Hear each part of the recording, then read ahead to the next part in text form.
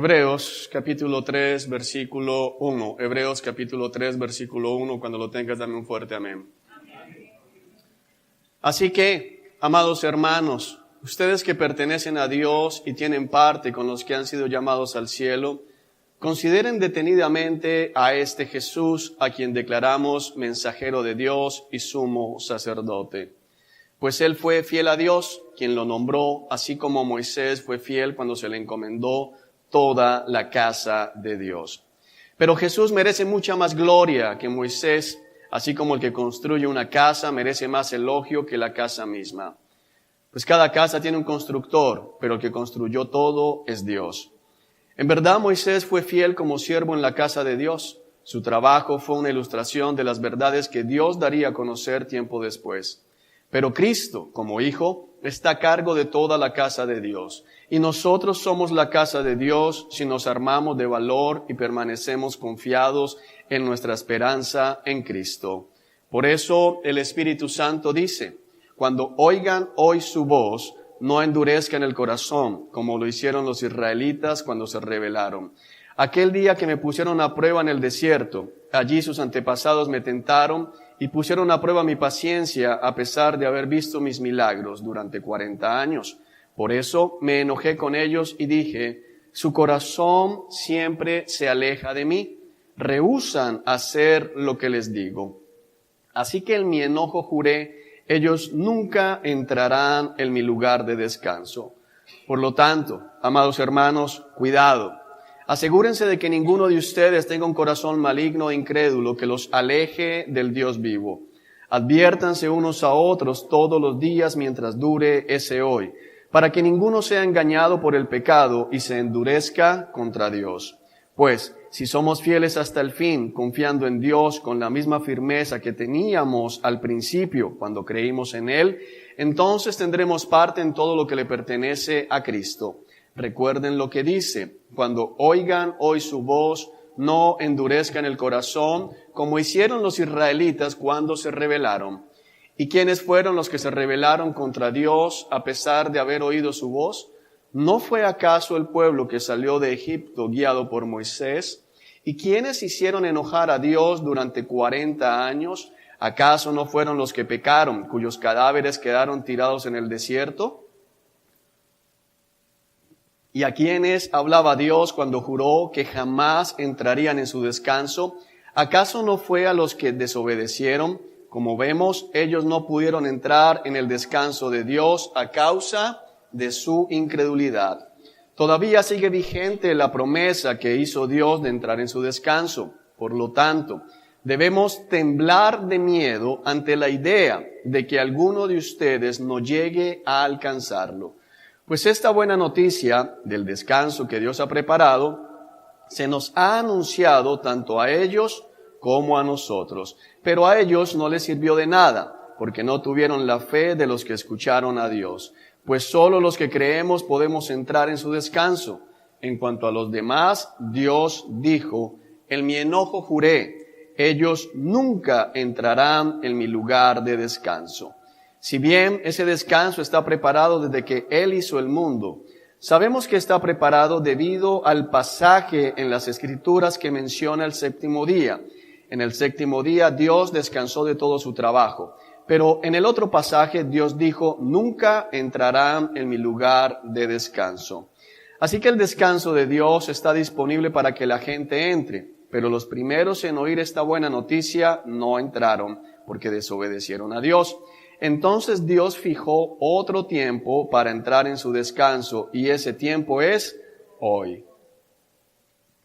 Lo anunció mucho más tarde por medio de David en las promesas que ya se han citado. Cuando oigan hoy su voz, no endurezcan el corazón. Ahora bien, si Josué hubiera logrado darles ese descanso, Dios no habría hablado de otro día de descanso aún por venir. Así que todavía hay un descanso especial en espera para el pueblo de Dios. Pues todos los que han entrado en el descanso de Dios han descansado de su trabajo, tal como Dios descansó del suyo después de crear el mundo. Entonces, hagamos todo lo posible por entrar en ese descanso. Pero si desobedecemos a Dios, como lo hizo el pueblo de Israel, caeremos. Pues la palabra de Dios es viva y poderosa, es más cortante que cualquier espada de 2 filos.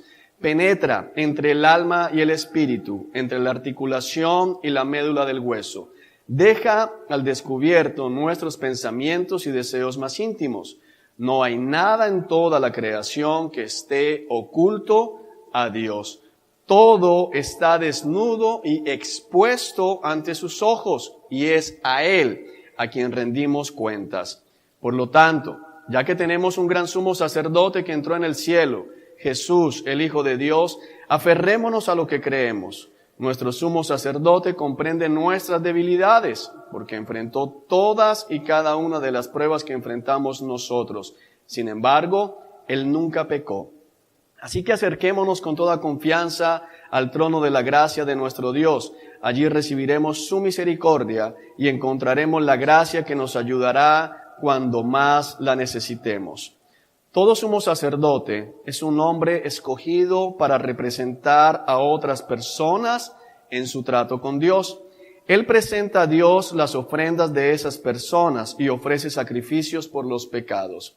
Y puede tratar con paciencia a los ignorantes y descarriados, porque Él también está sujeto a las mismas debilidades.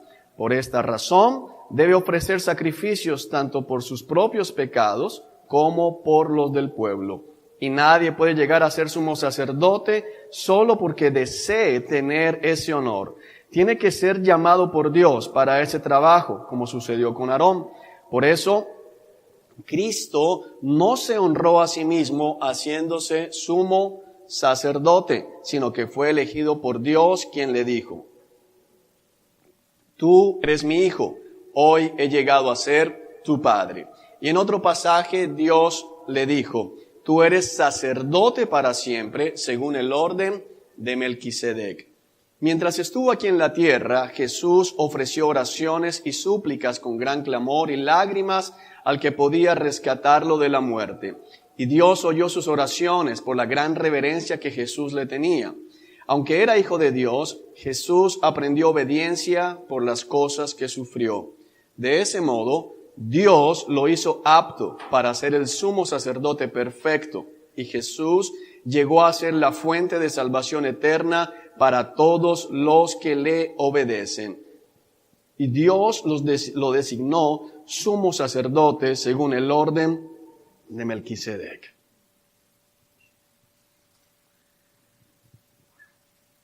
El libro escrito, la carta escrita a los hebreos, es una carta muy rica en mostrarnos realmente el ministerio del Señor Jesucristo, la superioridad del ministerio del Señor Jesucristo con relación a Moisés, quien era tenido en alta estima por el pueblo de Israel, el pueblo judío especialmente.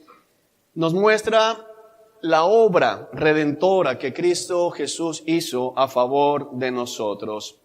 Si leemos toda esta carta, que se la recomiendo, es una carta preciosa, realmente rica en información para nosotros como el pueblo de Dios, encontramos en ella varios llamados, encontramos en ella varias advertencias que Dios hace al pueblo para cuidar la salvación. Varios llamados que Dios hace al pueblo para estar temblando de terror, como dice también en el capítulo 10, o como dice en el capítulo 6, o como lo leemos también aquí en el capítulo 4, debemos temblar de miedo ante la idea de que alguno de ustedes no llegue a alcanzar el reposo de Dios. Ese reposo es la salvación de nuestras almas. Pero hay algo importante, y es cómo comienza, porque del capítulo 4 en adelante encontramos 3 advertencias muy explícitas acerca de la posibilidad de ser cortados, acerca de la posibilidad de ser quitados de la vida eterna.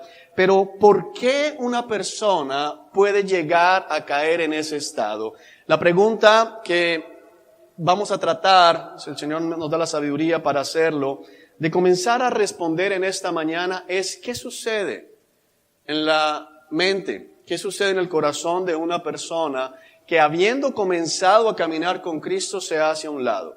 ¿Qué sucede en el corazón de una persona que, habiendo comenzado a probar de la gracia del Señor, habiendo creído, participado en el ministerio del Espíritu Santo, como nos dice aquí Hebreos en el capítulo 10, vuelve atrás y comienza a pecar deliberadamente, comienza a llevar una vida de rebelión activa a Dios.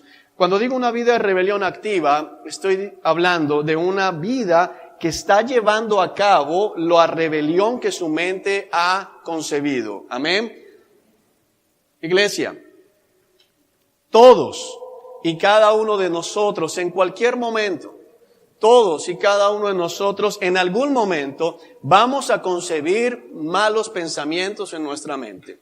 Todos y cada uno de nosotros en algún momento de nuestra vida espiritual, en algún momento de nuestro caminar con Cristo, vamos a contemplar la posibilidad de volver atrás. Todos y cada uno de nosotros en algún momento de nuestra vida espiritual vamos a comenzar a contemplar la idea de dejar a un lado la sana doctrina y volvernos a los cuentos y a las fábulas, como dice el Señor a través o dirigiéndose a su fiel hijo llamado Timoteo, a los cuentos y a las fábulas de viejas. ¿Por qué sucede eso? ¿Por qué un hombre como Demas, que era fiel servidor con Pablo, termina volviéndose al mundo? Vamos a establecer que hay gente que nunca ha sido creyente, aunque ha estado asistiendo a la iglesia. Vamos a establecer, para poder comprender esto, que hay personas que han asistido a una congregación de sana doctrina por mucho tiempo, pero cuyos corazones jamás se han rendido delante del gran Rey. Personas que en verdad, como dice la carta del apóstol Juan, tercera carta de Juan, estaban con nosotros, pero no eran de nosotros, porque si hubieran sido de nosotros, hubiesen permanecido con nosotros. Pero dejando claro que hay gente que está aquí, pero no pertenece aquí. Dejando claro que hay gente que viene aquí, pero no es de aquí. Dejando claro que hay gente cuyo puesto lo tiene asegurado. Ya le dice a los sugieres, tú sabes que me siento es allí, pero no está sentado en la mesa del Señor. Tenemos que referirnos a lo que está hablando el autor de Hebreos, que es el Espíritu Santo. Amén. Y está hablando de gente que creyó. El versículo 14 del capítulo 3 dice, pues, si somos fieles hasta el fin, confiando en Dios, con la misma firmeza que teníamos al principio cuando creímos en Él. Es decir, aquí está hablando de personas, o le está hablando a personas que tenían una característica, habían creído en Cristo. No está hablando de creyentes nominales, como dice Santiago, ¿qué vas a decir? ¿Que crees en Dios? Magnífico. También los demonios creen y tiemblan. Aquí está hablando de personas que han creído verdaderamente para salvación, como nos lo deja ver más adelante toda esta carta. Entonces, si seguimos creyendo, dice, cuando oigan, tendremos parte en todo lo que le pertenece a Cristo. Recuerden lo que dice, verso 15. Cuando oigan hoy su voz, no endurezcan el corazón como hicieron los israelitas cuando se rebelaron.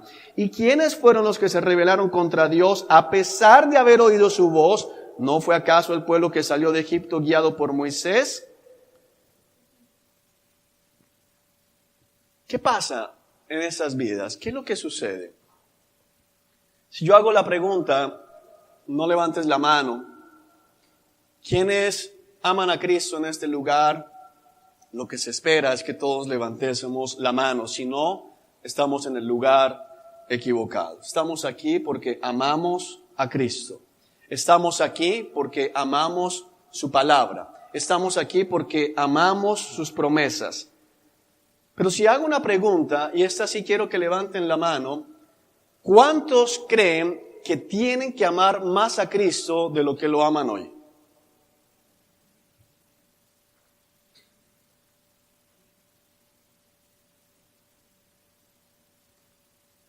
Estamos siempre luchando. Hay una canción que aquí se entona muchas veces y dice, quiero enamorarme, quiero amarte más. Siempre nos va a faltar amar más al Señor. Nunca lo podremos amar en la plenitud de lo que realmente debemos amarlo. Pero teniendo eso establecido, vamos a mirar por qué no amamos a Cristo, por lo menos en la medida que nos permita nunca alejarnos de Él. En la medida en que nos permita mantenernos siempre en su palabra, siempre en su camino. Y cuando digo siempre, no significa que alguno aquí va a dejar de pecar, porque no hay posibilidad que mientras vivamos en esta carpa temporal dejemos de hacer lo malo en algún momento. Pero nuestro esfuerzo, pero nuestro deseo va a ser honrar a Cristo. Nuestro deseo va a ser permanecer en Cristo. Nos va a doler el pecado. Me he cuestionado mucho ahorita en este proceso que estamos haciendo de la membresía, encontrar cómo hay personas que pueden hacer a un lado la doctrina, hacer a un lado los mandamientos, los lineamientos de Dios de una manera tan fácil. Y el cuestionamiento es, ¿qué pasa, Señor? ¿Qué es lo que está sucediendo en esos corazones? ¿Qué es lo que pasa en la mente de un hombre que después de caminar con el Señor, que después de ver milagros de provisión en su casa, comienza a irse detrás de las riquezas pensando que él, por sus propios medios, va a poder enriquecerse? ¿Qué es lo que hay en el corazón de una persona que comienza a pensar que de alguna manera lo que Dios dice aquí no aplica a su vida? Sí, Dios establece esto para mí como esposo, pero no tengo por qué hacerlo. Puede que Dios conmigo quiera tratar de una manera distinta. ¿Qué hay en el corazón de aquellos a los que hay que perseguir para que se congreguen? Que es algo que va a desaparecer cuando establezcamos la membresía. ¿Amén? ¿Qué hay en esos corazones que andan sopesando entre ver los olímpicos y leer la palabra de Dios? ¿Qué hay en el corazón de aquellos que todavía sopesan si participar o no participar en las cosas que Cristo aborrece? La respuesta la vamos a encontrar aquí en el inicio del capítulo 3. Así que, el así que es un conector, de modo que, es el original, de modo que, es decir, viene conectando todo lo que el Señor nos dice en el capítulo 1 y en el capítulo 2. En el capítulo 2 nos hace advertencia para no desviarnos del camino. Dice capítulo 2, versículo 1.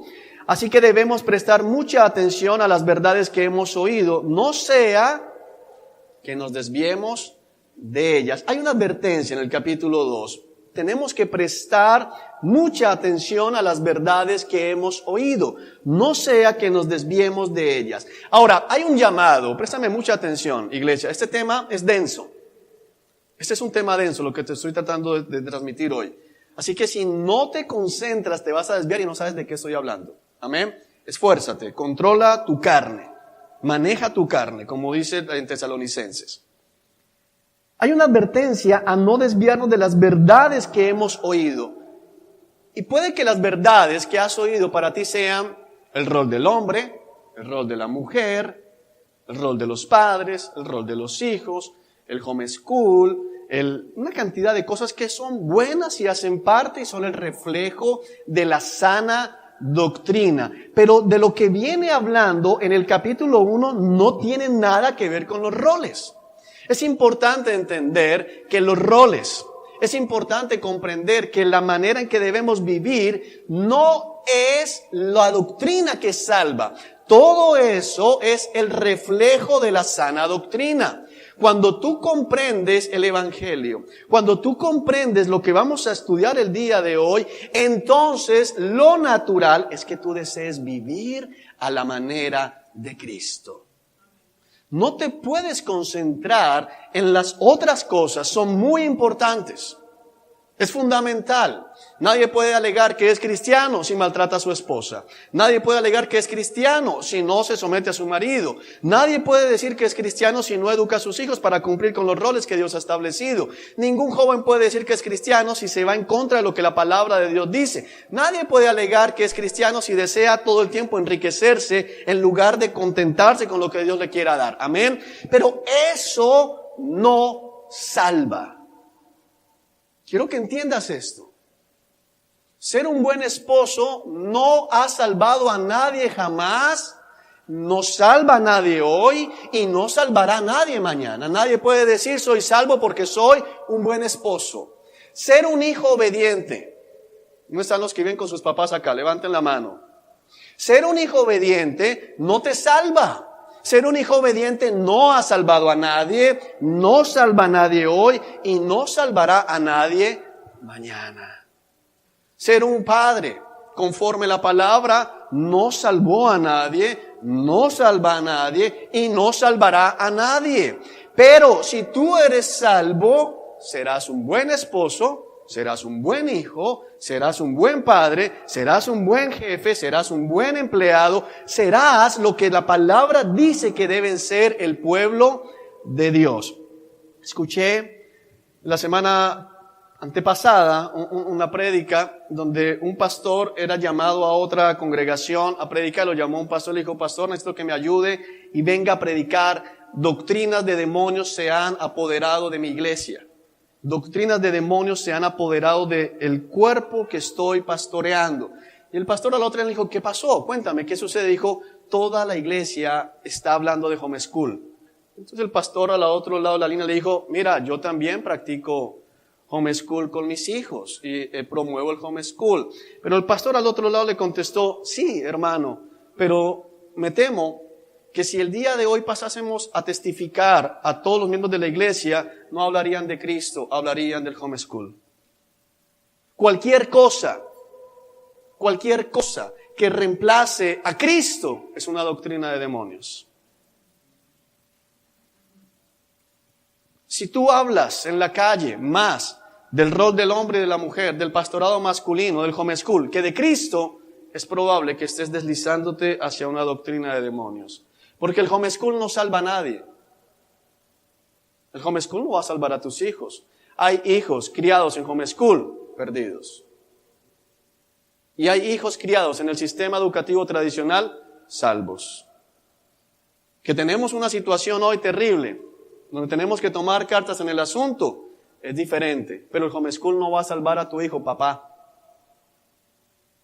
El homeschool no va a salvar a tu hijo. El homeschool le va a ayudar a mantenerse en el camino.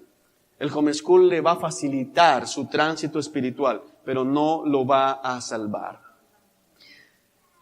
Miremos cuáles son las verdades que nos está hablando el autor de Hebreos. Capítulo 1, verso 1. Hace mucho tiempo, hace mucho tiempo no está haciendo referencia a el primer siglo. De hecho, la carta a los Hebreos es escrita, según la tradición, entre el 68 y 69 después de Cristo, antes de la destrucción de Jerusalén. Hace mucho tiempo dice desde siempre, es decir, siempre se ha hablado lo mismo. Dios habló muchas veces y de diversas maneras a nuestros antepasados por medio de los profetas. Y ahora, en estos últimos días, nos ha hablado por medio de su Hijo, Hijo con H mayúscula. Dios le prometió todo al Hijo como herencia y mediante el Hijo creó el universo. El Hijo irradia la gloria de Dios y expresa el carácter mismo de Dios. Y sostiene todo con el gran poder de su palabra. Después de habernos limpiado de nuestros pecados, se sentó en el lugar de honor a la derecha del majestuoso Dios en el cielo. Esto demuestra que el Hijo es muy superior a los ángeles, así como el nombre que Dios le dio es superior al nombre de ellos. Ahorita vamos a volver allá. Las verdades de las que está hablando el capítulo 2 son esas. Las verdades acerca de Cristo. Las verdades acerca de Cristo. La razón por la que una persona termina desviándose. La razón por la que una persona termina adulterando el Evangelio. La razón por la que el apóstol Pablo en el capítulo 20 le dice a los ancianos de Éfeso que citó en la ciudad de Mileto, les dice: les quiero anunciar que cuando yo me vaya, entrarán en la congregación lobos rapaces que no tendrán misericordia de las ovejas. De hecho, quiero decirles que algunos de ustedes, ancianos, algunos de ustedes, pastores, algunos de ustedes, líderes de ministerios, algunos de ustedes, maestros, se levantarán y distorsionarán la verdad. ¿Por qué? Porque se desvían de estas verdades. ¿Cuáles verdades? ¿La de los roles? No. De hecho, es importante entender que el apóstol Pablo luego le escribe a los Efesios esta maravillosa carta, donde precisamente vemos todos los roles y la razón por la cual se deben tener esos roles. El capítulo 4 de Efesios, si quieres lo buscas, si no lo lees en tu casa, inicia lo que va a ser la explicación de todos los roles, y dice versículo 1, por lo tanto yo, escribe Pablo, prisionero por servir al Señor, les suplico, les ruego que lleven una vida digna del llamado que han recibido de Dios, porque en verdad han sido llamados. Y de ahí en adelante el apóstol Pablo comienza a explicar cómo debe ser la vida del creyente. ¿Cómo debe ser la vida del cristiano? ¿Cómo debemos tratarnos unos a otros aquí? ¿Cómo debemos tratarnos en casa? ¿Cómo debe ser el esposo? ¿Cómo debe ser la esposa? De hecho, lo dice ahí en el capítulo 4. Y cada parte, cada miembro de la iglesia, al cumplir con su rol específico, al cumplir con su función específica, ayuda a que las demás partes se desarrollen y todo el cuerpo crece y está sano y lleno de amor. Y ahí comienza a llevarnos hasta cómo es el esposo, cómo es la esposa, cómo son los padres, cómo son los hijos, cómo son los jefes, cómo son los empleados, cómo somos todos. Pero antes de decir eso, en el capítulo 1, 2 y 3 de Efesios, viene hablando Pablo de las misericordias de Dios, de lo que Dios ha hecho a través de Cristo Jesús, del gran plan secreto de Dios de formar un solo pueblo con todos los pueblos de la tierra. El gran plan que estaba oculto. Es allí en el capítulo 3 de Efesios donde Pablo dice, al pensar en esto, caigo de rodillas postrado delante de Dios y doy gracias. Hermanos, las verdades que tenemos que cuidar no son las verdades del sacerdocio, de la mujer, del hijo. No, hermanos, lo que tenemos que cuidar son las verdades acerca de Cristo, porque quien entiende las verdades de Cristo va a querer vivir a la manera de Cristo. Si tú y yo nos dedicamos a lo contrario, vamos a construir una congregación, una familia, una iglesia legalista. Una iglesia soportada en obras, y aunque no lo creamos, estaremos delante del gran trono blanco para ser juzgados por las obras que hemos hecho. Así de grave es lo que tengo que predicarte en la mañana de hoy. ¿Cuáles son esas verdades y cómo nos habla el autor de Hebreos? Vayamos al versículo 1 del capítulo 3. Así que, por esto que acabamos de ver, amados hermanos, y el original dice amados hermanos santos, es la única porción en toda la Escritura, de hecho ahí en el pie de página lo puedes encontrar, que se refieren en el Nuevo Testamento a hermanos y aclaran hermanos santos. Ten esto aquí claro, dile que está a tu lado, hermano santo. Hermano santo no es el que no peca. Hermano santo es un hermano apartado para Dios. Está dando una redundancia. Lo que estamos aquí es tratar de fortalecer la idea. Porque si tú eres hermano mío en Cristo, es porque has sido santificado. Amén. Has sido apartado. Pero el autor quiere hacer énfasis en esto. Esto que vamos a decir es para los hermanos santos, los hermanos apartados para Dios, los hermanos a los cuales Dios ha cortado del mundo y los ha puesto en un lugar aparte para que sean su iglesia, para que sean su pueblo, para que lleven el nombre de su Hijo, para que prediquen el evangelio de las buenas nuevas, las buenas nuevas del reino de los cielos a todas las naciones de la tierra. El pueblo que Dios ha apartado para que exalten el nombre de Cristo Jesús. Hermanos santos, hermanos apartados, hermanos que no viven conforme al mundo. Cuando hablamos de hermanos santos, tenemos que pensar inmediatamente en Romanos capítulo 12, versículo 1 y 2.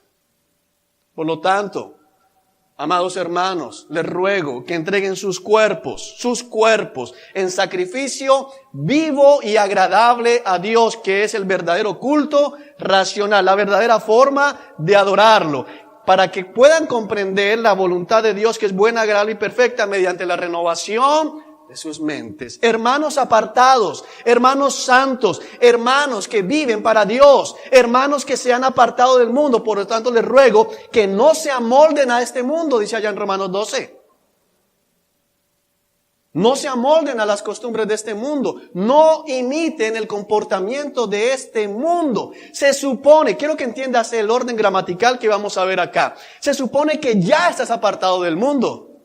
Pero después te advierten, cuidado, vuelves al mundo. ¿Por qué puedes volver al mundo? Por lo que vamos a ver a continuación. Pero tienes que comprender esto, amado. Tienes que comprender que Dios está hablándole aquí a hermanos santos. Hermanos que se expone, están entregando sus cuerpos en sacrificio vivo a Dios. Ahora, el diablo es el padre de la mentira. Amén. Pero el diablo a veces dice la verdad. Eso lo podemos ver en el libro de Job. El diablo dice una cosa que es cierta. Dice, mira, le quitaste a Job dinero, le quitaste a Job los hijos, le quitaste a Job posesiones, le quitaste honor, pero una cosa es que le toques la vida. Tócale su vida, tócale su salud, porque lo más precioso para el hombre natural es su vida. Por eso para el hombre espiritual, el vivir es Cristo y el morir es ganancia. Pero para el hombre natural no.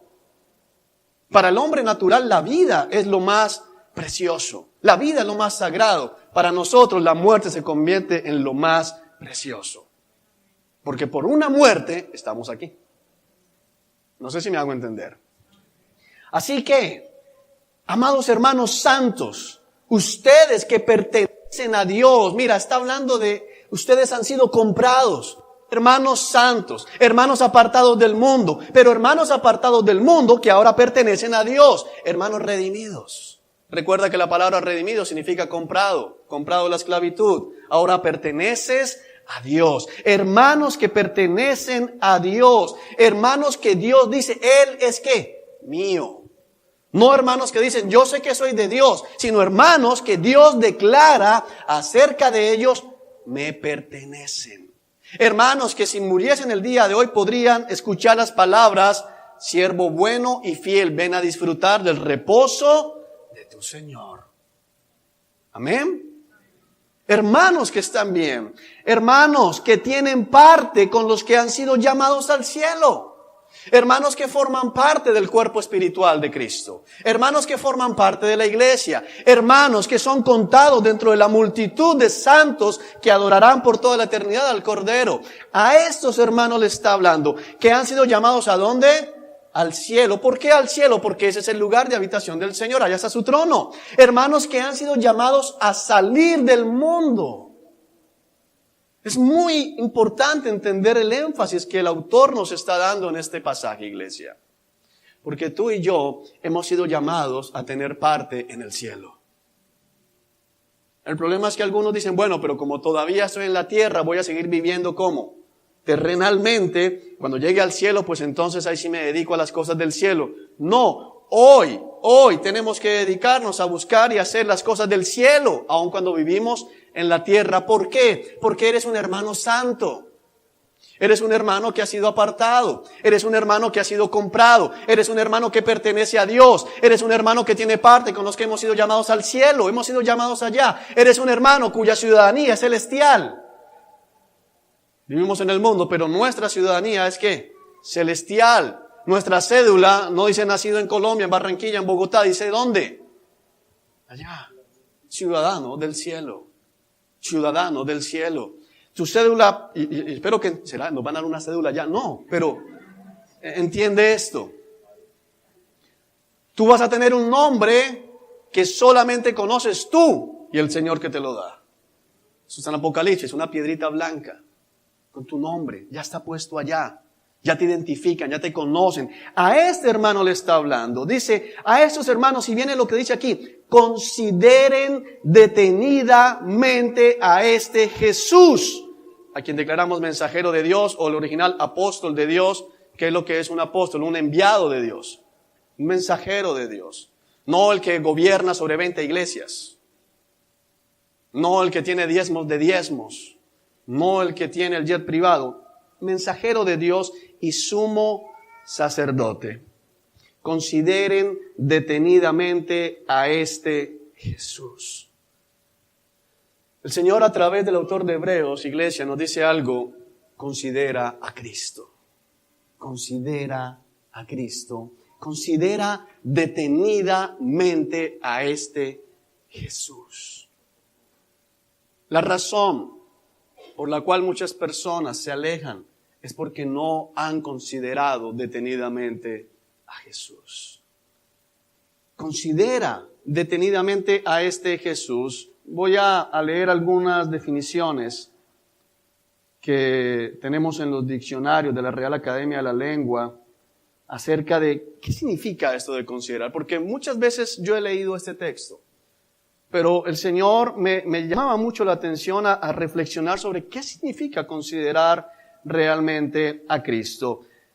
Considerar tiene varios sinónimos para poder entenderlo mejor. Examinar, reflexionar, meditar, reparar, pensar, sopesar, estudiar, estimar, juzgar, observar, valorar, tener en cuenta, respetar, estimar, apreciar, honrar. Eso es lo que nos está diciendo el autor de Hebreos que tenemos que hacer con Cristo. Tenemos que examinar a este Cristo. Tenemos que examinar a este Jesús, apóstol de Dios, no apóstol de Cristo, sino apóstol de Dios. Tenemos que examinar a este Jesús, sumo sacerdote, a quien profesamos, a quien declaramos, a quien confesamos nosotros con nuestra boca como sumo sacerdote. Tenemos que examinar, estudiar, meditar, reparar, sopesar a Cristo, a Jesús. Ahora, para ir un poco más a fondo, ¿qué significa examinar? Que es uno de los que está aquí. Dice, observar atenta y cuidadosamente a alguien o algo para conocer sus características o cualidades. ¿Cuántos aquí dedican esfuerzo, tiempo, ni siquiera hablemos diariamente, hablemos semanalmente, para examinar a Cristo, para valorar a Cristo, para conocer las características de Cristo, sus cualidades, su estado? ¿Cuántos se han puesto en la tarea de estudiar a Cristo realmente? ¿Qué es? Vamos a mirar otro. Reflexionar. ¿Qué significa reflexionar? Pensar y considerar un asunto con atención y con detenimiento para estudiarlo, comprenderlo bien, formarse una opinión sobre ello o tomar una decisión. Mira lo que nos está mandando el Señor a través de Hebreos. Consideren detenidamente a Cristo, estudien a Cristo, analicen la persona de Cristo, consideren cuáles son sus cualidades, conózcanlas bien, para que se hagan una opinión, un concepto de Cristo. Amados, uno de los grandes problemas que tenemos es que la iglesia no conoce a Cristo. La iglesia no conoce a Cristo. Cuando tú escuchas en boca de líderes y de pastores, Cristo no haría aquello, Cristo haría aquello, y tú vas a la palabra y sabes que no, es porque no conocen a Cristo. La razón por la cual muchas personas se alejan del camino de verdad, por la cual muchas personas vuelven al mundo, por la cual algunas personas no viven la vida como Cristo dice que la deben vivir, es porque realmente no han sopesado, no han valorado, no se han puesto a pensar en las gloriosas riquezas inescrutables de Cristo, porque no se han puesto a estudiar verdaderamente a Cristo. Y es un llamado, considera detenidamente a Cristo. ¿Te has puesto realmente en silencio a pensar en Cristo? A quedarte en silencio en tu casa, a quedarte en silencio en el lugar donde estás orando, pensando y meditando, reflexionando en Cristo. Porque de hecho, muchos solo piensan en Cristo en la cruz. Pero no nos dice piensen en la cruz de Cristo. Nos está diciendo el Señor a través del autor de Hebreos, consideren detenidamente a este Jesús. Y la carta a los Hebreos nos habla de Jesús como Dios, pero también nos habla de Jesús como hombre. Tenemos que considerar, tenemos que estudiar, tenemos que analizar las dos naturalezas de Cristo. Tenemos que estudiar las cualidades de Cristo. ¿Quién era Cristo? ¿Qué dijo Cristo? ¿Qué hizo Cristo? ¿Quién es Cristo?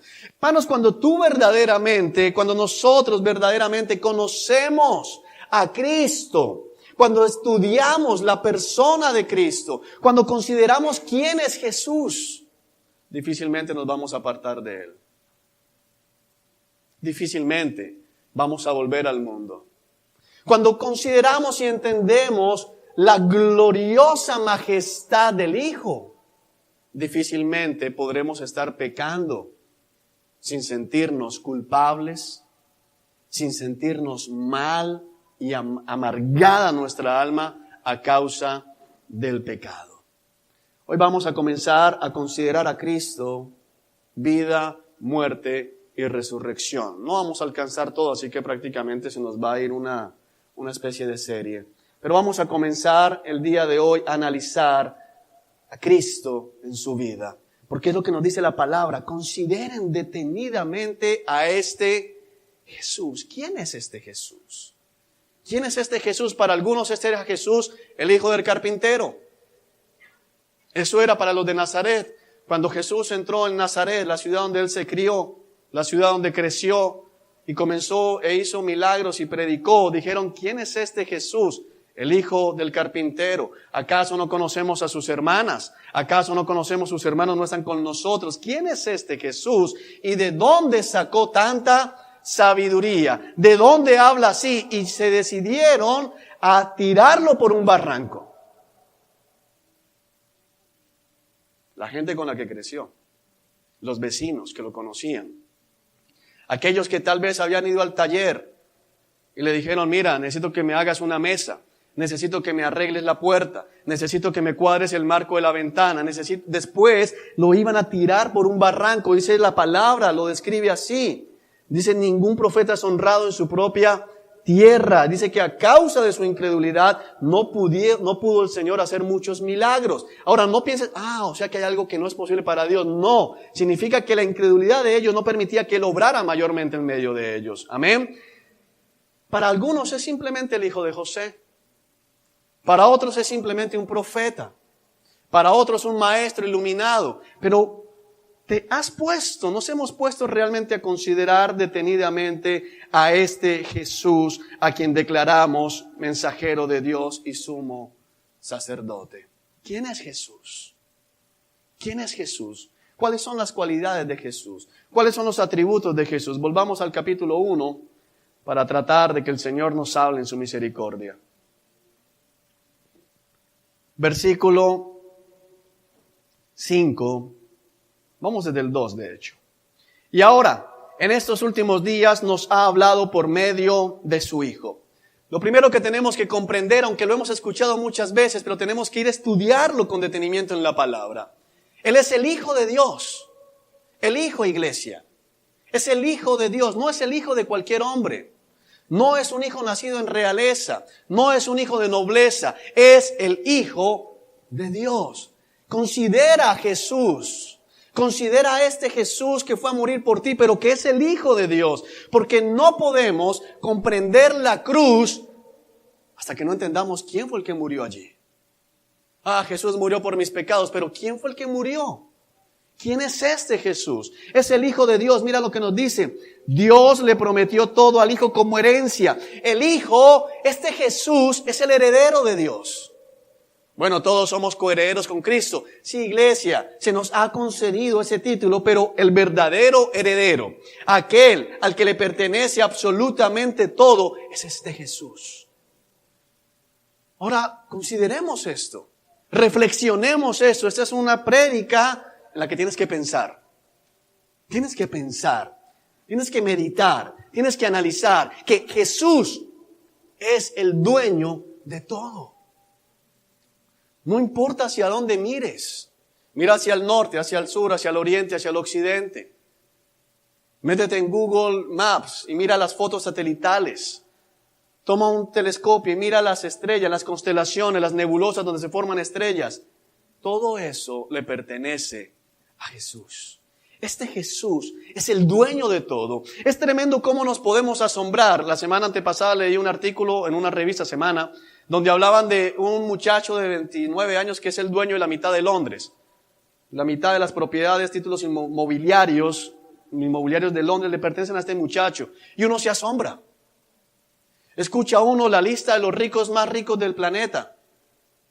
48,000 millones de dólares. ¡Wow! ¡Qué tremendo! Jesús es el dueño de todo. Es el heredero. Cuando uno de estos hombres ricos hace algo, todas las cámaras están puestas, ¿qué? En él. Dice algo y todo el mundo quiere saber lo que dijo. Y la gente es tan tonta que, mira, lo cogimos comiendo perro caliente, fotos toman comiendo perro caliente.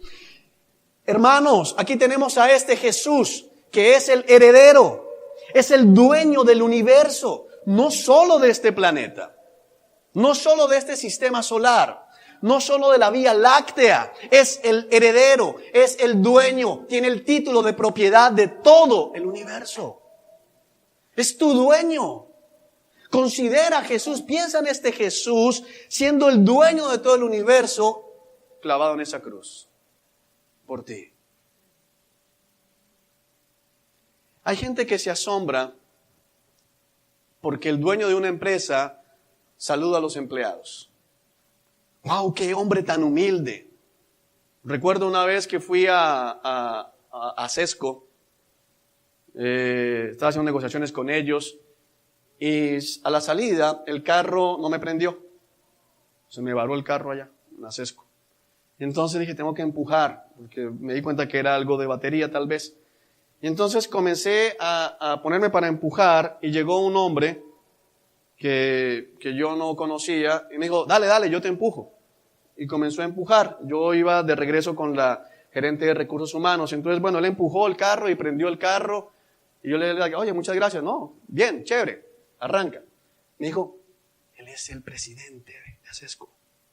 Es un hombre tremendamente humilde. Yo me dije, oye, qué tremendo. Este man empujó mi carro.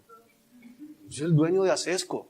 Y empujó, o sea, y salí a la 1:30 de la tarde, allá en Pinza.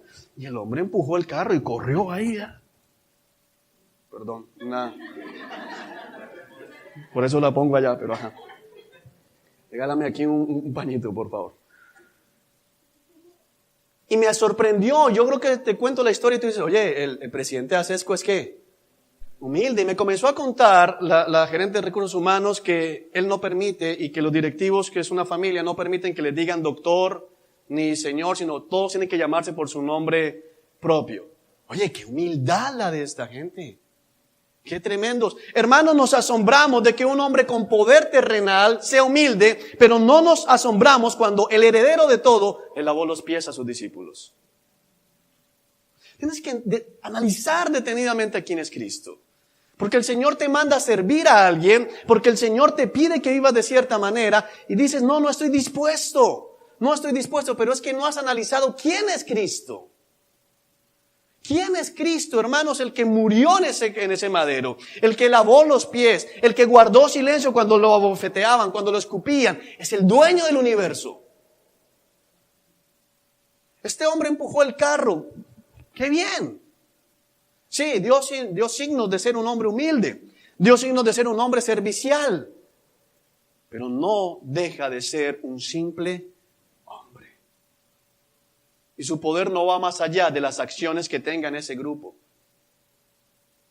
Y cualquier empresa puede quebrar en cualquier momento y tal vez termine siendo como uno más de los que dicen mortales. Pero empujó el carro. Era tremenda humildad. Cristo es el dueño, el heredero de todo el universo. Ten eso allí.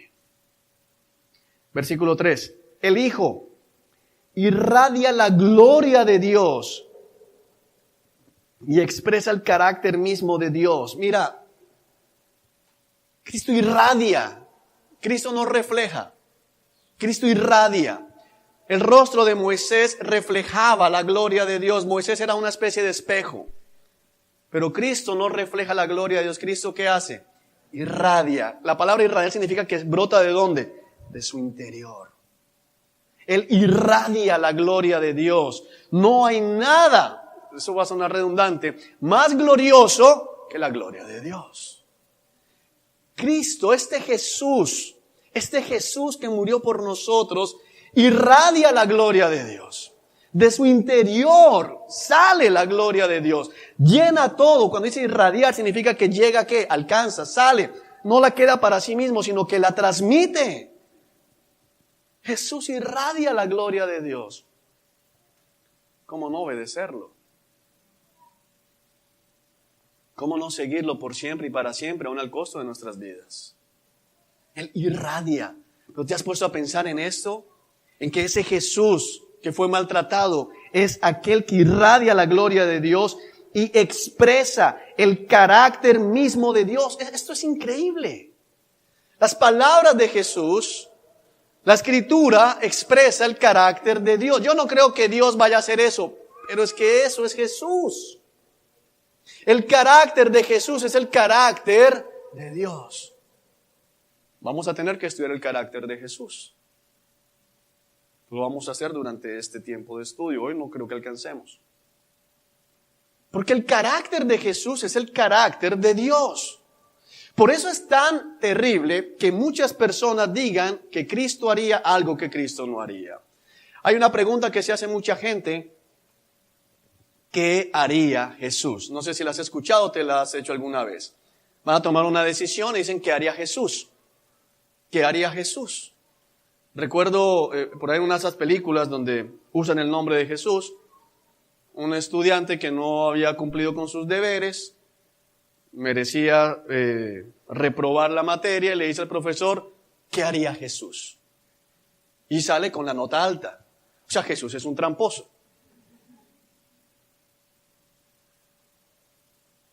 De acuerdo a eso, ¿no? Y muchos pensamos, ¿qué haría Jesús? El problema es que no vamos a estudiar el carácter de Jesús. ¿Qué hizo Jesús? No te preguntes qué haría Jesús, pregúntate qué hizo Jesús. E imita a Cristo. Pablo no dice, yo hago lo que haría Cristo. Pablo dice, yo imito a Cristo. Lo que Cristo hizo. Porque imitar a Cristo es imitar ¿a quién? Al Señor mismo. Y sostiene todo con el gran poder de su palabra. Considera a este Jesús.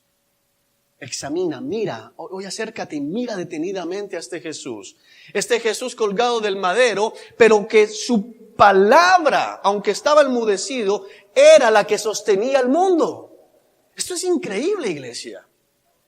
La palabra de decir todo está consumado y decir en tus manos entrego mi espíritu, sostuvo este mundo.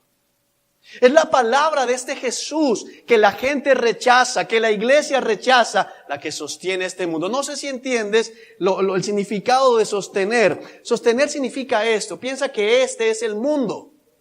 Piensa que este forro de mi Biblia es el mundo. La palabra de Cristo sostiene el mundo. Si Cristo quiere quitar la palabra, el mundo se va a pique.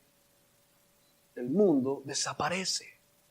Él sostiene el mundo. Este planeta no se sale de la órbita, no por las leyes gravitacionales. Hermano, este planeta no se sale de la órbita y se choca con Marte, porque Cristo lo sostiene con su palabra.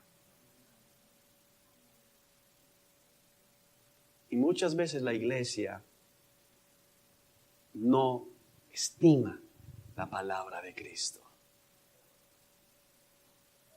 ¿Cómo puede ser eso? Y decir que somos cristianos. Ahí es cuando decimos, ¿por qué entonces voy a predicar sobre los roles? Porque son palabra de Cristo. Pero el punto no son los roles, el punto es, ¿quién es este Cristo? ¿Quién es este Jesús? ¿Por qué obedecer lo que Él mandó obedecer? ¿Por qué hacer lo que Él dice? ¿Por qué responder como Él dice? ¿Por qué poner la otra mejilla? ¿Por qué? ¿Y por qué más bien? ¿Por qué no la ponemos? ¿Por qué no obedecemos? ¿Por qué no? Porque no hemos considerado quién es Cristo. Iglesia, hay gente que no obedece a Cristo porque se le afectan sus finanzas y no entiende que sus finanzas están sostenidas por Cristo. Hay gente que no está dispuesto a educar a sus hijos y disciplinarlos como Dios dice, pero no entiende que sus hijos están vivos porque Cristo los sostiene. Hay gente que no está dispuesta a cambiar de trabajo, de casa, porque es mi casa, yo luché, y no están dispuestos a arriesgarlo todo por Cristo, pero no entienden que es que lo que tiene está ahí por Cristo. Es Cristo el que sostiene la creación. Si tienes un carro, tu carro lo sostiene Cristo. No, mira, lo sostiene el sistema de combustión interna, lo sostiene... No y no, 1000 veces no. Si la Tierra se acercara unos centímetros más al Sol, todo se funde. Todo se funde. Si la Tierra se acerca un poco más al Sol, todo se funde. Si la Tierra se aleja un poco más del Sol, todo se congela. ¿Entiendes eso? Tu bello cabello, mujer, si el Señor acerca el planeta un poquito más al cielo, al Sol, se chamusca. Tu bello cabello, por el que no oras porque tienes que peinar tu cabello, si el Señor aleja el planeta un poco más del Sol, se congela y se parte a pedacitos. Todo lo que hay en nuestra vida es sostenido por el poder de este Jesús. Tu hijo amado, al que no estás dispuesto a obligar y a guiar para que cumpla lo que Dios dice, y no, él tiene que cumplir sus sueños porque sus sueños son tan bonitos. Si el Señor quita su palabra, tu hijo muere hoy. Que mi hija todos los días abra los ojos es un milagro. Pero lo damos por sentado. ¿O no damos por sentado que nos encontremos todos los días, todos los domingos aquí? No das por sentado escuchar la voz de tu esposa en la mañana. No das por sentado escuchar la voz de tus padres en la mañana. No das por sentado todo. Pero no entiendes que si Él dijo, si tu mamá te dijo, levántate que es tarde, es porque Dios sostuvo a tu mamá.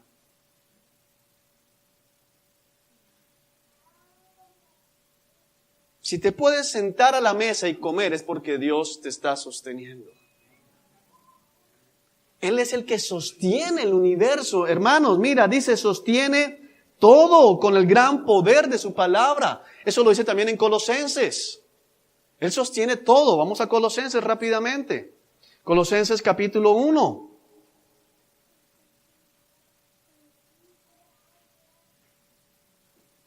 Versículo 17.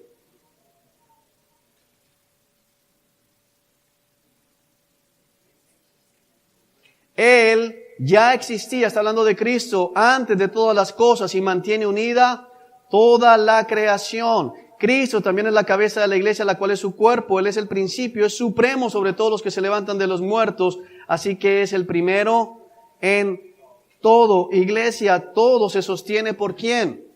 Por Cristo. Él mantiene unida la creación. La palabra mantener unida significa que la tienen ¿qué? En orden. Si los meteoritos no chocan con la tierra, no es porque, no, es porque Cristo dio una palabra y le ordenó a ese meteorito su trayectoria. Es por eso. Es por eso, hermanos. No hay otra razón. Si la luna no se ha venido abajo, porque no sé si has escuchado esa expresión, mira, la luna está llena tan grande, se cayera, qué golpe se diera. Bueno, la luna no se cae y la que se va a dar el golpe no es la luna. Moriríamos nosotros. Si la luna no se cae es porque este Jesús la sostiene. Ahora, cuando tú comienzas a meditar en lo que eso significa, en el gran poder de Cristo, ¿cómo no someter tu vida a Él? Cuando tú comienzas a pensar en este Jesús que sostiene la luna, ¿por qué vivir angustiado por lo que vas a comer mañana?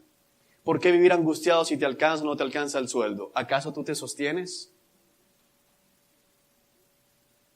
¿Acaso te has sostenido algún día de toda tu existencia? ¿Quién te sostuvo en el vientre de tu madre? ¿Quién te sostuvo? ¿Quién alimentó a tu madre para que pudiera pasarte sus nutrientes? ¿Quién? ¿Quién te sostuvo desde que fuiste dada a luz? ¿Acaso te sostuviste cuando tenías un mes, salías a trabajar? ¿Eras un buen economista y entonces, bueno, no comamos tanta leche en la mañana porque qué tal que para el mediodía no haya? No, ningún bebé está en eso. Un bebé ¿qué hace? Llora. Y llora, no piensa en nada más. Bueno, pero es que era bebé. No, es porque Dios te sostuvo. Porque de eso se trata. ¿Por qué se alejan personas de Cristo para ir detrás del dinero? Porque no entienden que este Jesús es el que los ha sostenido. ¿Por qué personas ya no oran y pierden su comunión con Cristo pensando en tengo que pagar? Porque no entienden que este Jesús es el que sostiene toda la creación. Si comienzas a entender cómo esto va anclado con el aislamiento espiritual de muchos, cómo esto está anclado con cómo algunos comienzan a deslizarse fuera de estas verdades, porque es que el problema no es ser un buen empleado, el problema es entender que tienes empleo por Cristo y que aún si no tuvieras empleo, Cristo te sostiene. ¿Cuándo fue la última vez que estuviste pasando hambre 2-3 días? Levante la mano desde que estás en Cristo. Papás, ¿cuándo fue la última vez que tuvieron que decirle a sus hijos, no, mijo, duerme temprano? El sueño alimenta.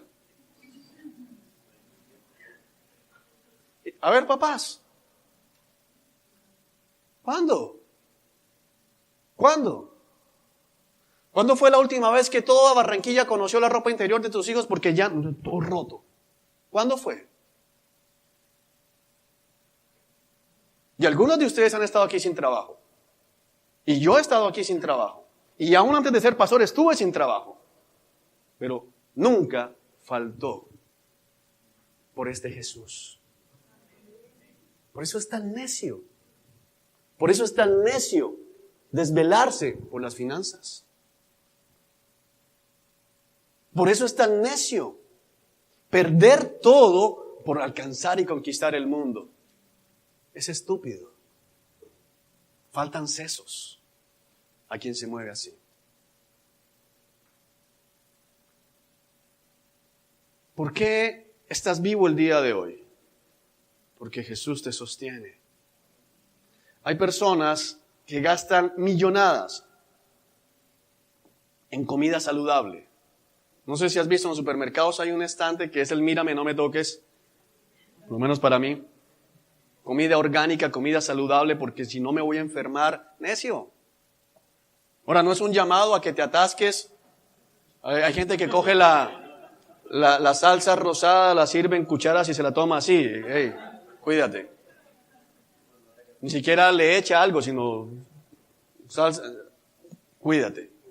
Pero entiende algo. Tu salud no depende de comida orgánica. Tu salud no depende de las últimas supermultivitaminas.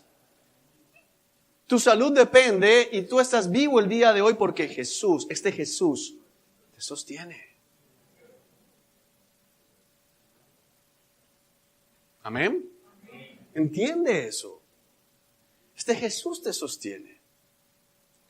Hay padres angustiados, ¿qué va a pasar con mi hijo? ¿Qué va a pasar con mi hija? ¿Qué va a suceder? No puedo dejar que corra, no puedo dejar que salte porque le va a pasar algo. Hermano, a tu hijo no le pasa algo, y no estoy diciendo suéltenos libremente en la calle y que no. Pero si tu hijo está con vida, si a tu hijo no vienen a abusarlo, porque Jesús lo sostiene. Es Jesús. Hay gente que se levanta cada media hora a mirar el carro, a mirar la moto. Ahí está, estoy pendiente. Le ponen campanitas a la moto por si se la mueven, la campanita.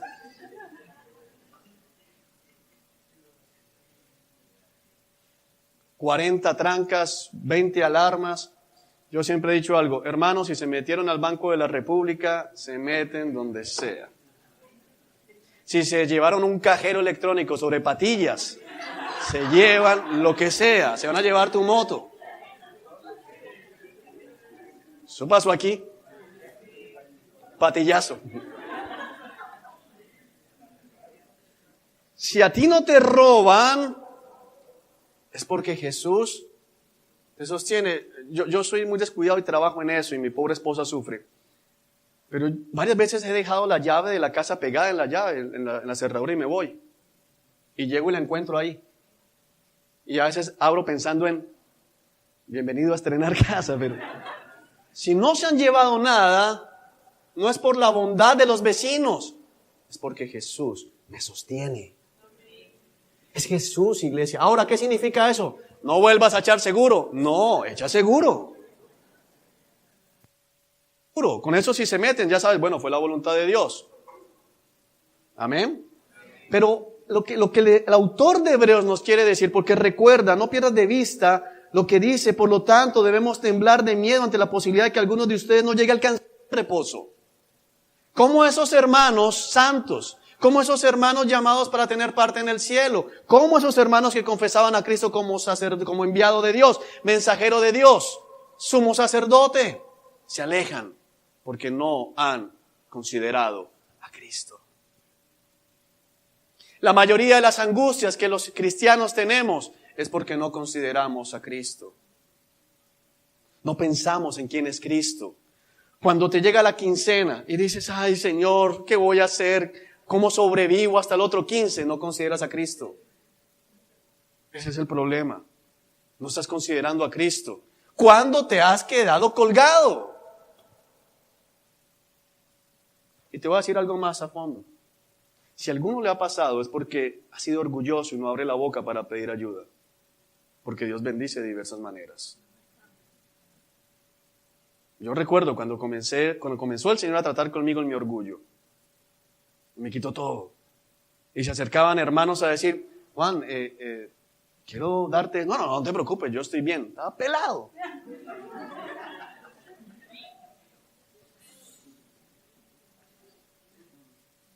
Seguro, no necesitas esos 20,000 pesos. No, yo vivo cerca.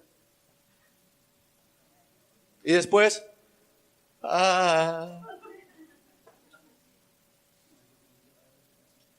hasta que entiendes que Jesús sostiene todo. Todo, hermanos. Todo. Compras una moto y ahora ¿cómo la tanqueo? El que te dio la moto te da la gasolina. Compras la nevera y ahora ¿cómo la lleno?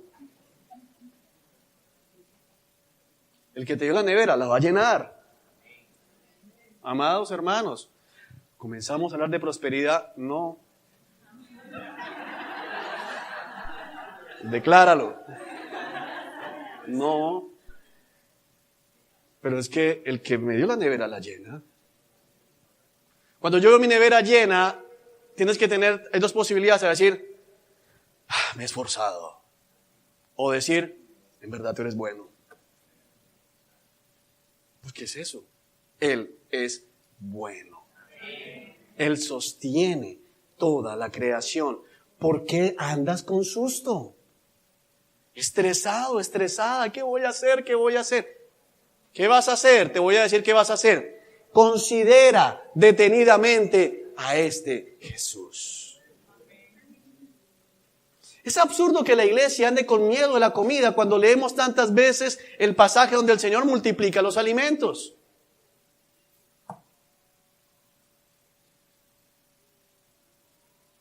Unos cuantos peces, unos cuantos panes y más de 25,000 quedaron con el ombligo para el otro lado. Dice literalmente que comieron hasta que se saciaron, hasta que le dijeron, otro pedacito de pescado. No, hermano, me reviento. Ya no más, no. ¿Cómo no? Así. ¿Has tenido eso cuando uno se echa para atrás de la mesa? No más. Bueno, eso fue lo que sucedió allí. Es este Jesús el que hizo eso. Hay algunos que toca alejarlos, hermanos, ya no más. Soy yo, no me muerdas, sí. Hay que escoger con quién uno come comidas de esas picadas compartidas, porque lo dejan a uno mal.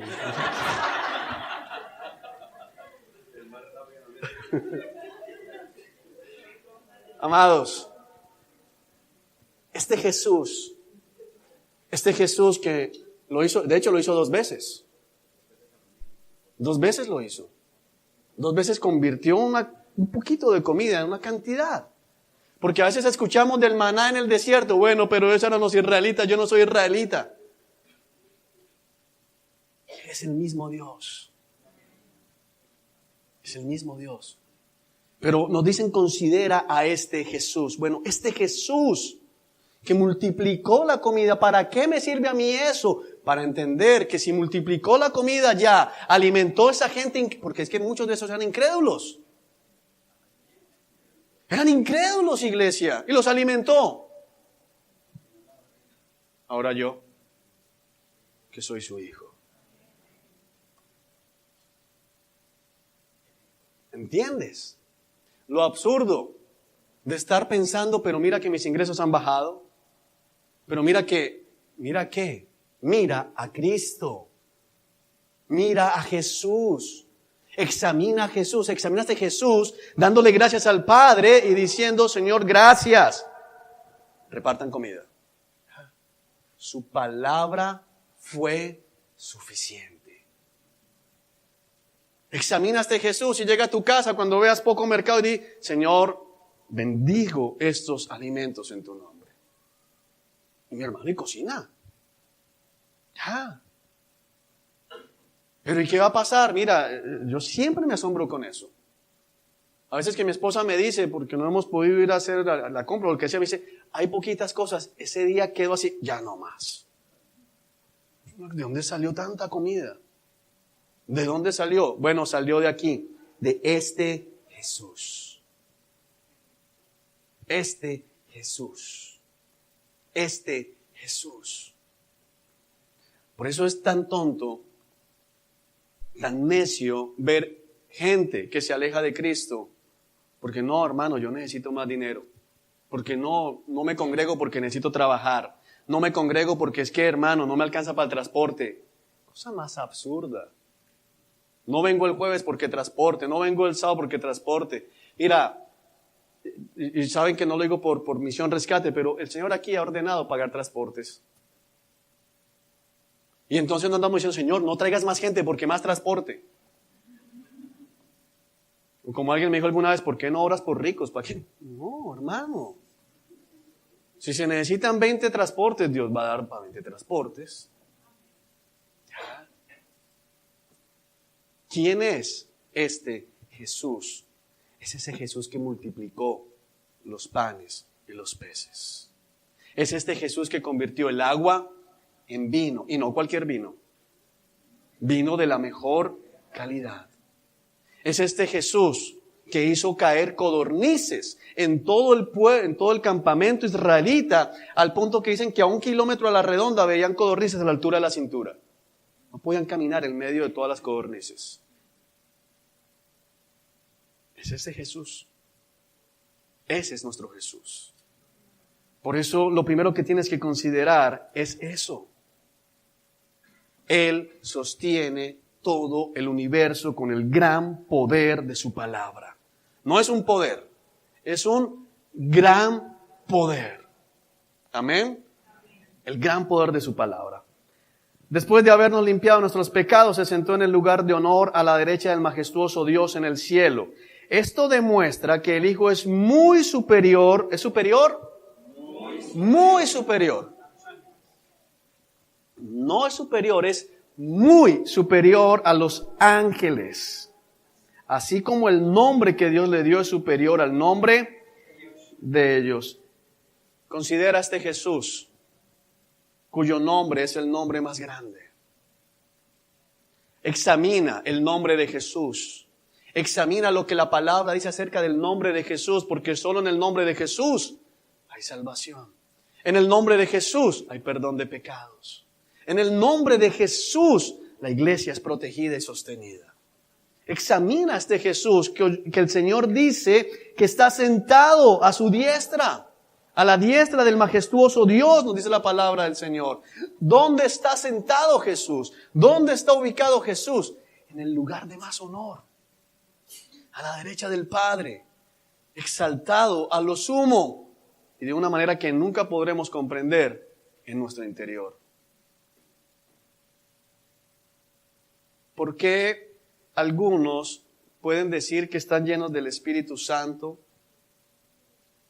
y visitar los lugares que visitan y ver lo que ven y oyen lo que oyen y dicen lo que dicen y piensan lo que piensan sin el más mínimo asomo de arrepentimiento?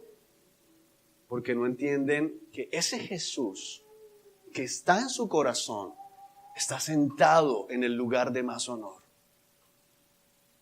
Cuando una persona invita a alguien a su casa, yo recuerdo una vez que quise invitar al dueño de la empresa para la que trabajaba a mi casa. Yo quería que la casa estuviera como perfecta. Viene el dueño de la empresa, viene el jefe. Quiero que todo salga como bien. Quiero que la comida esté bien. Quiero que lo que se hable, entonces, ¿qué le dice uno cuando tiene un invitado de honor? Le dice a los niños, no quiero que estés corriendo, no quiero que hagas esto, ojo con aquello, pilas con esto. Nadie deja una ropa interior en la sala cuando tiene un invitado a su casa, ¿o sí? No quieren, porque dicen, viene un invitado de honor, viene una persona importante a mi casa. No podemos estar haciendo cualquier cosa, todo tiene que estar como bien. Hermanos, cuando tú consideras que Jesús está sentado a la diestra del Padre, a la derecha del majestuoso Dios en el cielo, y sabes que vive en tu corazón, tú vas a querer cuidar su presencia.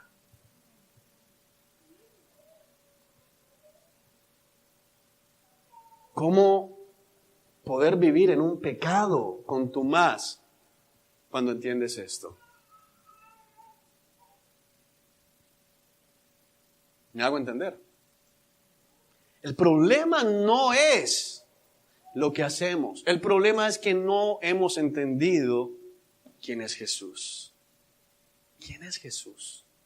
¿Quién es esa persona? Examina a este Jesús que viene a morar en ti, que dice, vendré y haré morada en él junto con mi Padre.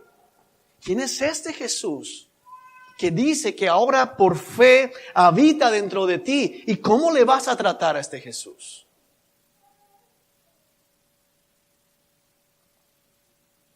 ¿Qué vas a decir en la presencia de este Jesús que está en ti, pero que está ocupando en el universo el lugar de más honor? Está sentado a la derecha del majestuoso Dios en el cielo.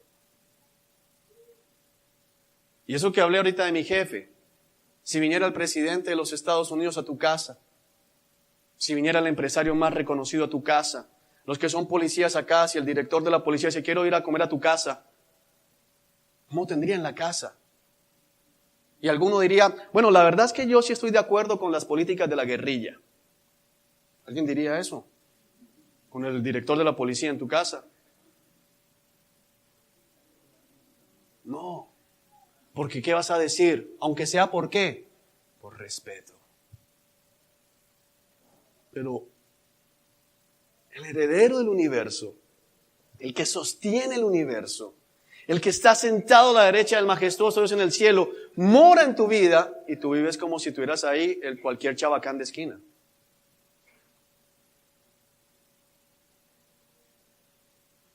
¿Entiendes? Como si tuvieras en tu corazón cualquier vago de esquina.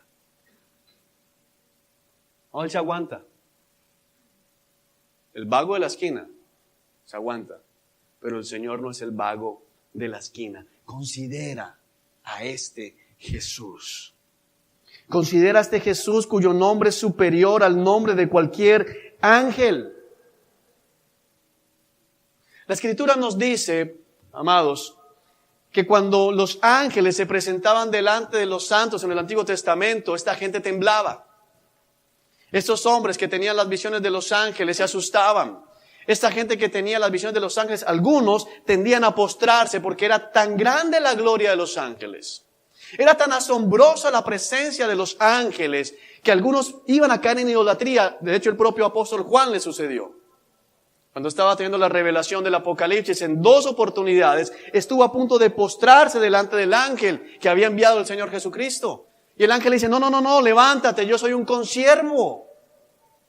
Pero los ángeles son muy superiores a nosotros. Y sin embargo el Señor dice acá que Cristo es muy superior a todos los ángeles.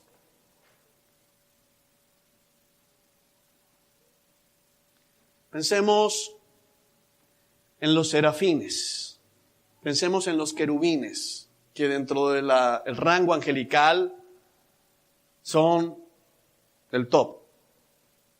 Seres majestuosos, seres que si los viéramos caeríamos desmayados seguramente de la majestad de estos seres, de la luminosidad de estos seres, del poder de la voz de estos seres. Por eso dice, viene con voz de arcángel. El Señor llega a comparar la voz de Él con la de un arcángel, a decir, mira, el arcángel habla fuerte. Pero aun si reuniéramos a todos los arcángeles, reuniéramos a todos los querubines, todos los serafines, todos los ángeles del cielo y los comparáramos con Cristo, Cristo es muy superior a todos ellos juntos.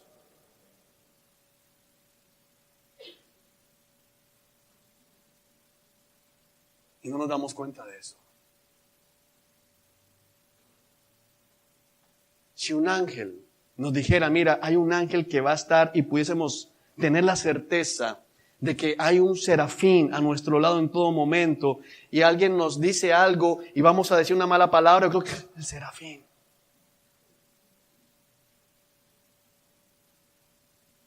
Y nos insultan, nos mandan un mensaje por WhatsApp y nos insultan.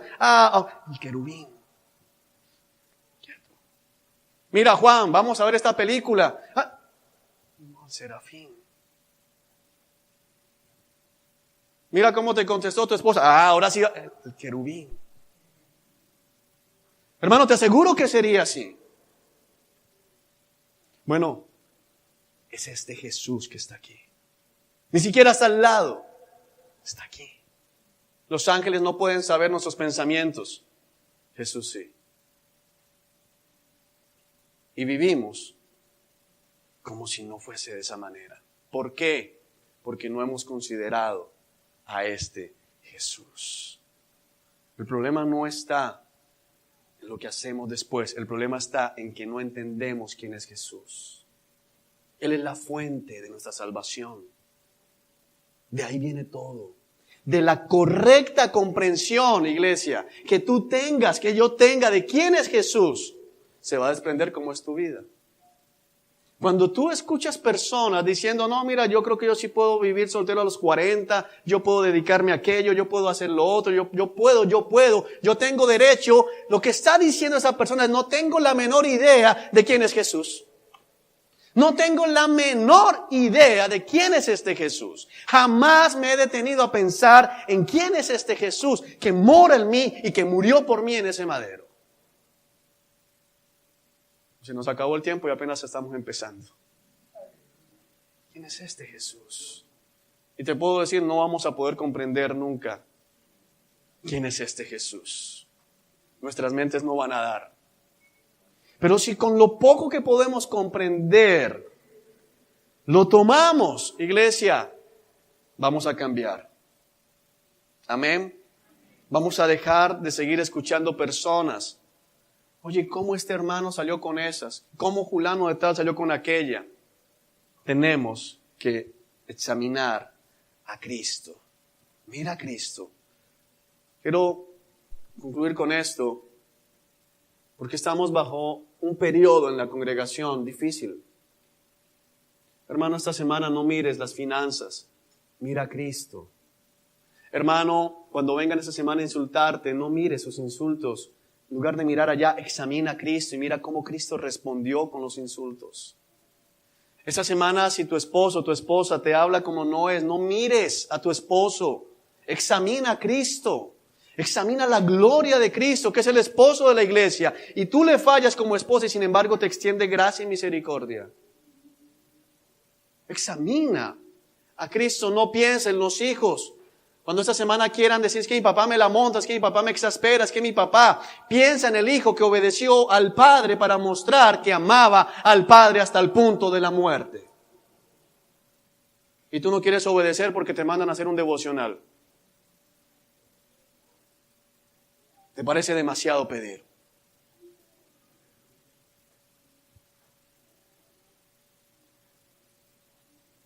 Hermanos, consideremos a Cristo, a este Jesús. No examines nada más, examina a Cristo. ¿Por qué debemos hacer esto?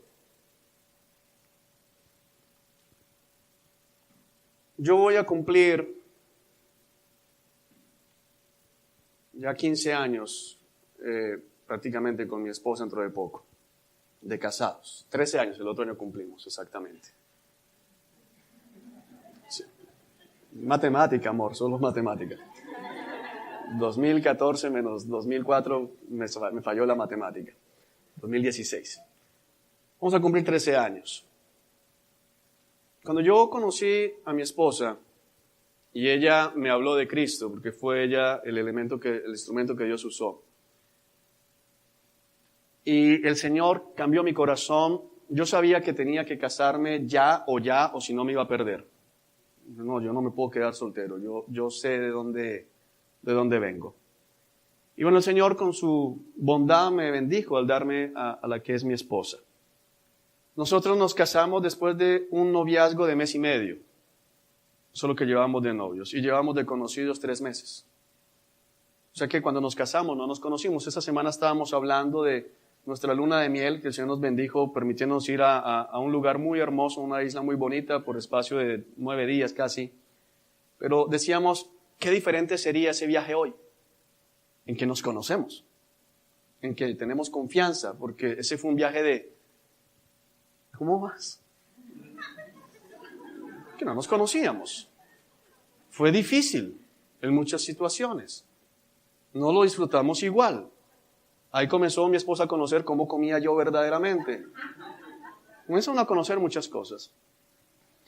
Yo me casé con una decisión clara, y es que yo decidí amarla. Eso es lo que dice la Escritura. Amén.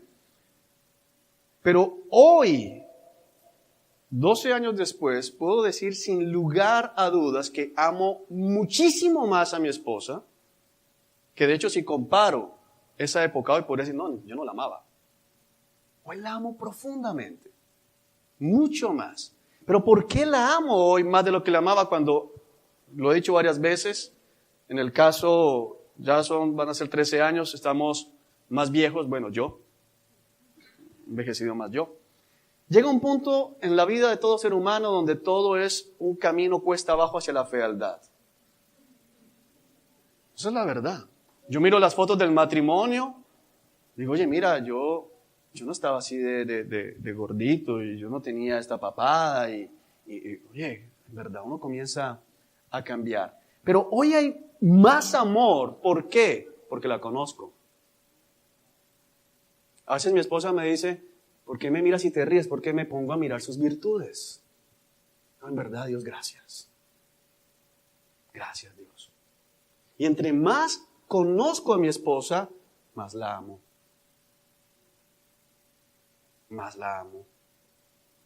Sobre todo por una cosa, porque me conozco más a mí. Y digo, y sigue conmigo. Y me sigue soportando. Y comenzamos, y eso lo pueden, yo creo que si estás llevando un buen matrimonio vas a poder atestiguar eso. Valoras. Sopesas a tu esposa con las demás mujeres y dices, no, Señor, qué bruto sería si me voy de adúltero. No voy a cambiar. Por eso la palabra dice que el adúltero es un hombre descerebrado. Le faltan sesos. Porque las virtudes que Dios ha puesto en mi esposa son las que me hacen que cada día la ame más. Al considerar a mi esposa, al decir, cuando no tuvimos plata, cuando no teníamos dónde vivir, cuando he estado enfermo, cuando haya estado, me hace amarla más. ¿Cómo vamos a amar a Cristo si no conocemos las virtudes de Cristo? Conocer a Cristo es lo que hace que le ame más. Conocer a Cristo es lo que hace que yo diga, ¿cómo me voy a ir de su presencia? ¿Cómo voy a cambiar a Cristo por cualquier cosa que me ofrezca este mundo? Pero porque le conozco más. Al estar leyendo la Escritura, yo paro y a veces me puede pasar mi esposa y me ve mirando. Wow, es que es tan grande. Es tan asombroso Cristo. Es tan precioso. Que por eso cuando la gente me dice, no, mira, yo decidí así. No puede ser. Y a veces le digo a la gente que está tomando malas decisiones, estoy asustado con lo que estás haciendo. Pero es asustado. Y Dios, ¿cómo puede ser? La respuesta es esta: no le conocen. No le conocen. No conocen a Jesús. No han visto la gloria de Jesús. La gloria que nos llevaría a decir, los vamos a poner como antorchas humanas. Venga la antorcha humana. Te voy a quitar todo lo que tienes. Venga el despojo. Porque seguimos viendo a Cristo. Seguimos contemplando a Cristo.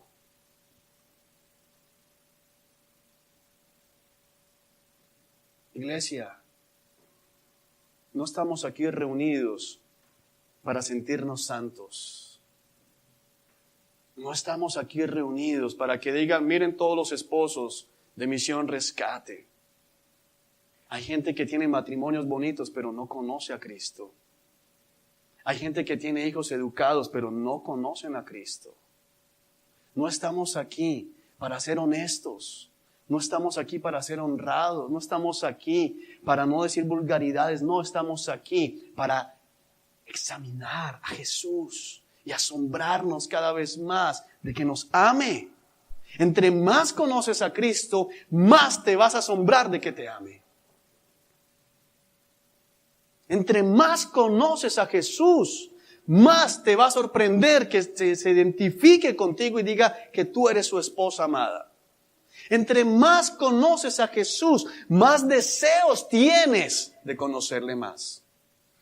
Por eso el apóstol Pablo pudo llegar a decir, después de muchos años caminando en el ministerio, anhelo conocer a Cristo, conocerle más. ¿Cómo Pablo podía decir eso? Porque Pablo entendió algo que tal vez tú no has entendido todavía. Nunca será suficiente. Nunca habrá suficiente gloria de Cristo en nuestras vidas. Nunca. Y si tú vas a seguir viniendo a este lugar, si tú la próxima semana que seguimos con las entrevistas de la membresía, quieres continuar en este lugar, tu único motivo debe ser Jesús. Jesús. ¿Por qué quiero estar aquí? Quiero estar aquí para conocer a Jesús, para exaltar a Jesús, para glorificar a Jesús. Jesús es lo único que importa. Solo eso nos va a transformar. Dice, Señor, ¿cómo puedo hacer? ¿Cómo puedo hacer para guiar? ¿Cómo puedo hacer? Y la respuesta del Señor es, enamórate tú más de mí. Ámame tú Juan, tú más. Ya. Yo no puedo, es definitivo, yo no puedo convencer aquí a nadie de que no grite a su mujer. No puedo convencer aquí a nadie de que eduque a sus hijos como de no puedo. Y nadie lo va a hacer, por lo menos de forma permanente, a menos que ame a Cristo. Y no va a poder amarlo como es si no le conoce. Examina, considera a este Jesús. Si tú has entendido este mensaje, no vas a cerrar la Biblia y esperar hasta el otro domingo. Tú vas a querer llegar a casa. Y hoy estarás en este momento diciendo, pero podemos seguir. Podemos seguir. Y vas a querer llegar a casa y seguir estudiando a este Jesús. No como un análisis de laboratorio, sino para sorprenderte de su gran majestad. Tus tontas ideas de hacer tu vida a tu manera van a ir opacándose en la medida en que la gloria de Cristo brille en tu vida. No hay otra razón. Y de hecho, no hay otra razón que traiga gloria al Padre si no es esa. Todo lo que no se hace por fe es pecado. Todo lo que no se hace por la gloria de Cristo es basura delante del Padre. Vamos a conocer a Jesús. Vamos a considerar a este Jesús. Amén. Vamos a orar, iglesia.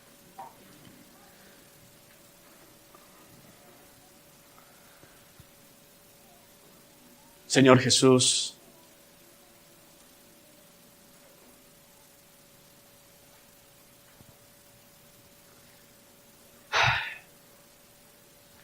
el solo hecho de poder decir Señor Jesús es tan grande. Es un honor tan grande. Es una obra sobrenatural, Señor. Poder decir Señor Jesús es obra de tu Espíritu Santo. Poder reconocer que tú eres el Señor es tan precioso. Por eso yo creo que no puedo decirte nada más esta mañana, sino Señor Jesús. Señor Jesús, Señor Jesús. Grande, Señor Jesús.